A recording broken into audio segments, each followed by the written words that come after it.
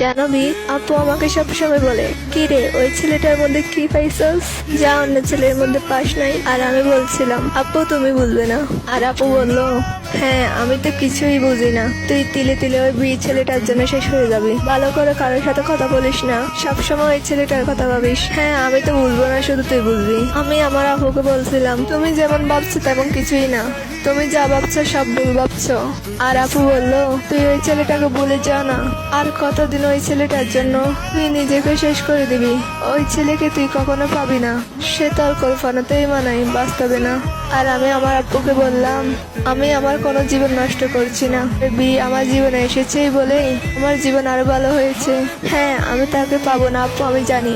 ভালোবাসতে তো কোনো মানা নাই, তাই না? আর তোমরা আমাকে হাসি খুশি দেখতে পাও, সেটা শুধু বিয়ের জন্য। আর সেটা আপু তোমরা বুঝবে না। আর আমি বিয়েকেই সারা জীবন চাইতে থাকবো। তোমরা যা ইচ্ছে বলতে পারো, সেগুলোতে আমার কোনো যায় আসে না।